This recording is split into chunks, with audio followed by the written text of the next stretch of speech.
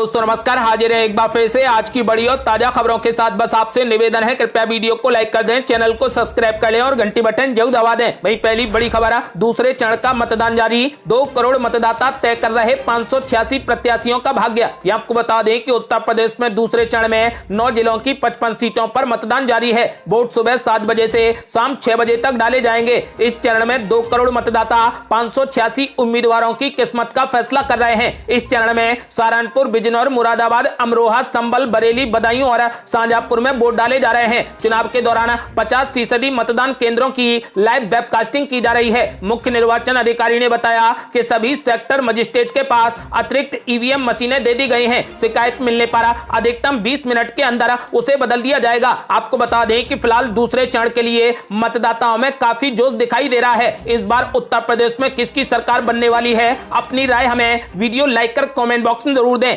और ये बड़ी खबर, अखिलेश यादव ने मुख्यमंत्री योगी आदित्यनाथ पर बोला जबरदस्त हमला। कहा रुझानों ने निकाल दी मुख्यमंत्री योगी की गर्मी, ठंडे पड़ गए बाबा और उनके नेता। ये आपको बता दें कि समाजवादी पार्टी के राष्ट्रीय अध्यक्ष अखिलेश यादव ने कहा कि डबल इंजन की सरकार में भ्रष्टाचार डबल हो गया है, महंगाई डबल हुई है, अन्याय और अत्याचार डबल हुआ है। ऐसी स्थिति को देखते हुए उत्तर प्रदेश के पहले चरण के मतदान में जनता ने भाजपा का सफाया कर दिया है। जहां भी चुनाव हुआ वहां साइकिल की रफ्तार फर्राटा बढ़ती नजर आ रही है। रुझानों ने बाबा की गर्मी निकाल दी है। पहले चरण के मतदान के बाद बाबा व भाजपा के नेता ठंडे पड़ गए हैं। सपा मुखिया अखिलेश यादव ने कहा कि यूपी का चुनाव कोई छोटा मोटा चुनाव नहीं है, ये यूपी को बचाने का चुनाव है, देश को बचाने का चुनाव है, लोकतंत्र और संविधान को बचाने का चुनाव है। उन्होंने कहा कि भाजपा की डबल इंजन की सरकार ने देश और प्रदेश की जनता को झूठ बोलकर दुखी किया है। उन्होंने पीएम मोदी की जिले में हुई रैली की ओर इशारा करते हुए कहा कि नेता भी यहां पर आए थे। अब जनता भाजपा के झूठ को जान चुकी है।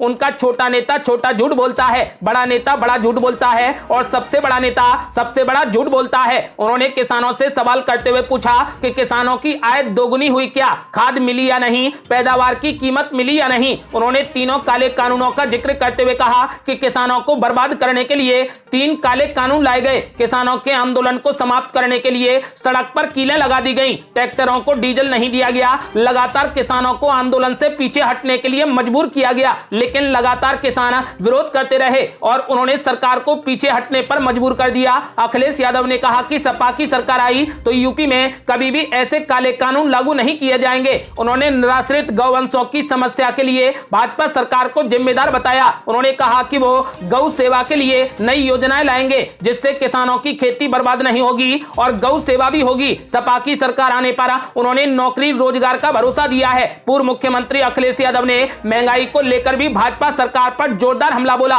उन्होंने बिजली की 300 यूनिट फ्री देने और सिंचाई के लिए बिजली फ्री करने की बात कही है। अखिलेश यादव ने साफ कर दिया है कि इस बार भाजपा का सुपड़ा साफ होगा और पूर्ण बहुमत के साथ सपा गठबंधन की सरकार बनेगी। यदि आप भी मानते हैं कि इस बार अखिलेश यादव अपनी सरकार बनाने में कामयाब होंगे तो अपनी राय हमें वीडियो लाइक कर कमेंट बॉक्स में जरूर दें।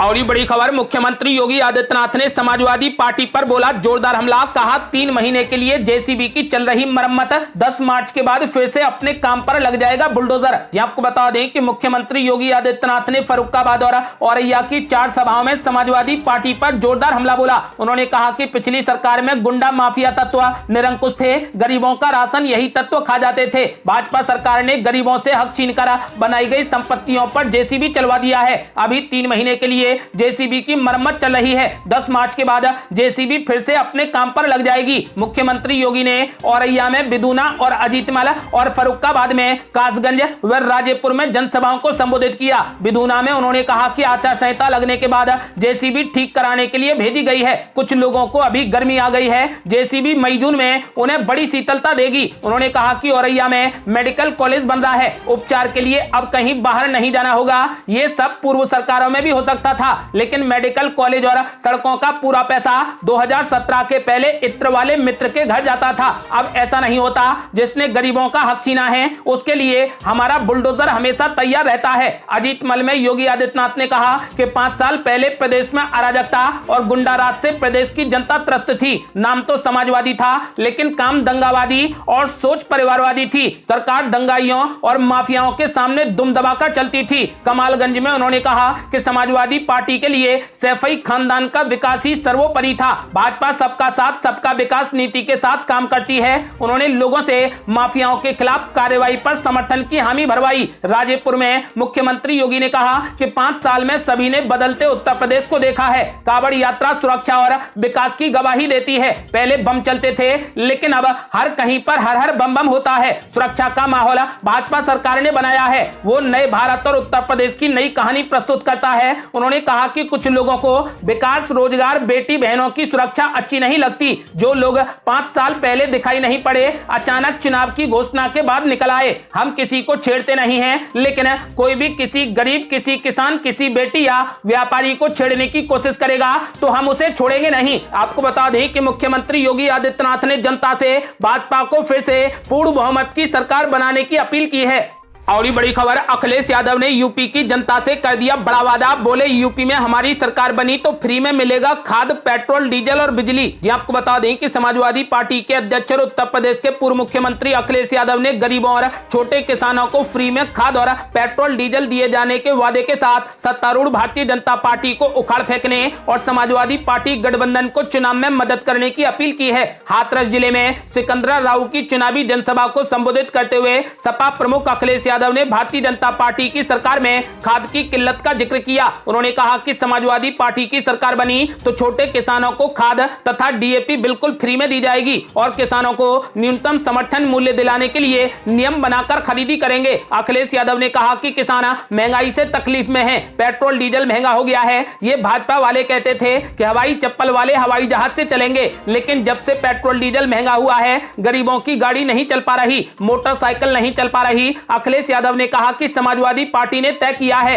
कि पेट्रोल भी फ्री में देना पड़े तो उसे देने का काम किया जाएगा। पूर्व मुख्यमंत्री ने कहा कि सपा की सरकार बनेगी तो 300 यूनिट बिजली बिल्कुल फ्री में दी जाएगी। आपको बता दें कि पूर्व मुख्यमंत्री अखिलेश यादव ने समाजवादी गठबंधन की मदद की अपील करते हुए कहा कि गठबंधन की मदद करो, गठबंधन सरकार बनाने जा रहा है। उन्होंने कहा कि जब से साइकिल और हेडपंप संघ में आए हैं, भाजपा का दरवाजा बंद कर दिया गया है। आपको बता दें कि अखिलेश यादव ने किसानों से बीजेपी को उखाड़ फेंकने और समाजवादी पार्टी को चुनाव में मदद करने की अपील की है। और ये बड़ी खबर, असदुद्दीन ओवैसी ने मुख्यमंत्री योगी आदित्यनाथ और अखिलेश यादव पर साधा निशाना, कहा वो एक ही सिक्के के दो पहलू। ये आपको बता दें कि एआईएमआईएम के अध्यक्ष असदुद्दीन ओवैसी ने उत्तर प्रदेश के मुख्यमंत्री योगी आदित्यनाथ और समाजवादी पार्टी प्रमुख अखिलेश यादव को एक ही सिक्के के दो पहलू करार दिया। ओवैसी ने यहाँ एक चुनावी जनसभा को संबोधित करते हुए कहा कि योगी और अखिलेश यादव एक ही सिक्के के दो पहलू हैं। उन्होंने जनता के सामने तीसरे विकल्प के रूप में भागीदारी परिवर्तन मोर्चा पेश किया। चुनावी जनसभा को संबोधित करते हुए असदुद्दीन ओवैसी ने दावा किया कि यूपी में सरकार बनेगी तो बाबू सिंह कुशवाहा भागीदारी परिवर्तन मोर्चा के पहले मुख्यमंत्री होंगे। उन्होंने कहा कि हमने तय किया है कि यूपी में भागीदारी परिवर्तन मोर्चा को सत्ता मिलेगी तो 3 उप मुख्यमंत्री बनेंगे, जिसमें एक अल्पसंख्यक समाज से मुसलमान होगा और 2 अति पिछड़ा समाज के रहेंगे। आपको बता दें कि असदुद्दीन ओवैसी ने योगी और अखिलेश यादव पर जोरदार निशाना साधा है। उन्होंने साफ कर दिया है कि अखिलेश और योगी एक ही सिक्के के दो पहलू हैं। और बड़ी खबर, अखिलेश यादव ने किया बहुरंगी समर्थन मिलने का दावा, बोले बड़े बड़े साहों का छूटेगा पसीना। यह आपको बता दें कि समाजवादी पार्टी के प्रमुख अखिलेश यादव ने कहा कि शाहजहांपुर में सपा गठबंधन के लिए अभूतपूर्व बहुरंगी जन समर्थन देखकर एक रंगी सोच वाले बड़े बड़े साहों का पसीना छूट गया है। उन्होंने कहा कि यहाँ की सभी 6 सीटों पर शाहजहांपुर के लोग स्टेडियम के पार जाने वाला सुपर सिक्सर मारने जा रहे हैं। बीजेपी गेंद ढूंढती रह जाएगी। अखिलेश यादव का इशारा बीजेपी नेता और केंद्रीय गृह मंत्री अमित शाह की ओर था। अमित शाह ने शाहजहांपुर के तिलहर में एक जनसभा को संबोधित किया था, जिसमें उन्होंने कहा था कि जहां बीजेपी की पहचान है सबको घर, बिजली, गैस और रोड जैसी सुविधाएं देने की है, तो सपा की पहचान गुंडाराज, माफियाराज और भ्रष्टाचार की है। उन्होंने कहा था कि उत्तर प्रदेश का विकास, महिलाओं की सुरक्षा और बच्चों का उज्जवल भविष्य सिर्फ बीजेपी सरकार ही सुनिश्चित कर सकती है। गुंडे और माफियाओं से जनता पर अत्याचार करवाने वाली समाजवादी पार्टी नहीं। आपको बता दें कि इस पर अखिलेश यादव ने साफ कर दिया है और कहा कि बड़ी बड़ी सोच वाले साहों के अब की बार पसीने छूट जाएंगे। और ये बड़ी खबर, असदुद्दीन ओवैसी ने कर दिया बड़ा ऐलान, बोले नकाब और हिजाब पहनकर वोट डालने निकले मुस्लिम महिलाएं, नफरत करने वालों को दें मुंहतोड़ जवाब। ये आपको बता दें कि एआईएमआईएम के अध्यक्ष असदुद्दीन ओवैसी ने कहा कि इस बार के चुनाव में हिंदू मुस्लिम भाईचारा के जरिए फिरका परस्ती का जहर खत्म करेंगे। भाजपा नफरत की राजनीति करती है और सपा महज एक जातिवादी पार्टी है। सपा, बसपा और भाजपा ने नफरत पैदा करने का काम किया है। उन्होंने कहा कि मजबूर और मजलूम मिलकर जालिमों का मुकाबला करेंगे। असदुद्दीन ओवैसी फिरोजाबाद के पीडी जैन कॉलेज के मैदान में जनसभा को संबोधित कर रहे थे। उन्होंने कहा कि मैं दिलों को मिलाने की बात करता हूं, जबकि भाजपा आवाम के बीच में नफरत का बीज बो रही है। ओवैसी ने कहा कि मुस्लिम माता बहनें 20 फरवरी को मतदान के लिए घरों से निकलते वक्त चेहरे पर नकाब और हिजाब पहनकर निकलें, ताकि नफरत की राजनीति करने वालों को मुंह तोड़ जवाब मिल सके।